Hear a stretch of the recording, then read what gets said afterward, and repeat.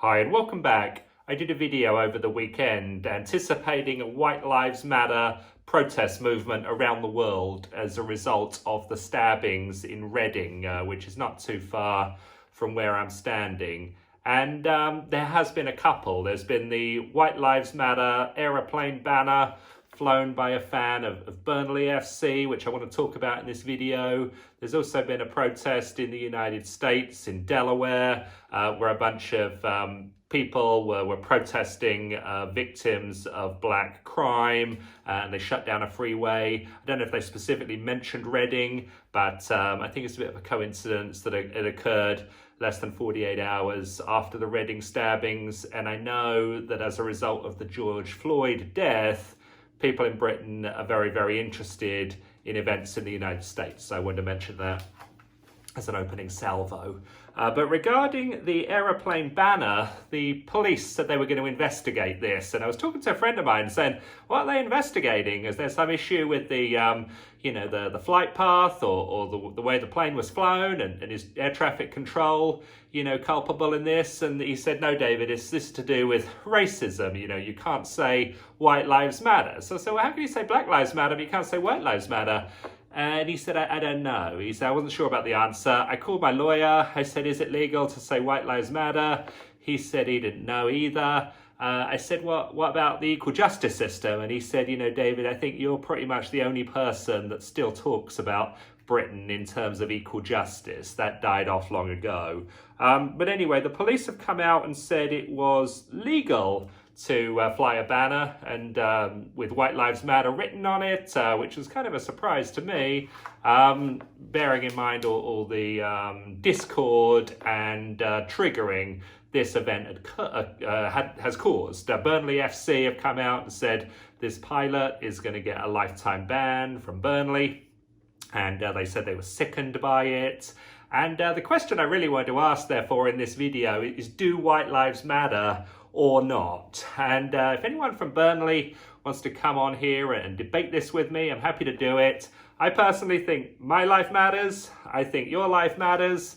But if people at Burnley think that my life does not matter, definitely be interested to talk to them about it. And also, what about Sean Dyche? I mean, if white lives don't matter, why you still got Sean Dyche as your manager? Sean Dyche is far too good for Burnley, has been far too good for Burnley for a long time. Why doesn't Burnley let Sean Dyche go so he can go to another club where he's appreciated, and Burnley can survive with a manager that is not white, quite simply. So a lot of interesting points here. Going back to the Reading stabbing, a lot of strange things in the news about this. First thing that the police were definitive about was that it had nothing to do with Black Lives Matter. Second thing was that it was a random attack. Now there's been some reports about whether this was a homophobic attack, because at least one of the people was a gay person that was killed. But how can it be random and homophobic at the same time? I mean, if you're a random killer, how do you know the sexuality of the people you're killing if you're just sort of roaming around the park, just attacking anyone you can? Or did the killer target these people, before the event, which, makes you wonder, well, how can it be random if that's the case? So I don't really know how two, mutually divergent points can both be applicable. Also, if it had nothing to do with Black Lives Matter, was Black Lives Matter the target? I mean, it was in the same location as a Black Lives Matter protest. Are the police sending out a warning to black people who support or protest with Black Lives Matter that their lives may be at risk from terrorism? There was also the mother of the alleged suspect or the actual suspect that came out and said, this guy's got a lot of mental health problems. Has that been independently verified? I don't think so. There's also a story that a bunch of carers, mental health carers, were worried about this guy, went out looking for him the day before and found him on the street having some mental health episode. I think the chances of that occurring are probably less than zero. Again, hasn't been independently verified. If the police and the media are the ones, giving out all these reports, but they're banning any videos of the event, how can we take it as fact that this is the case?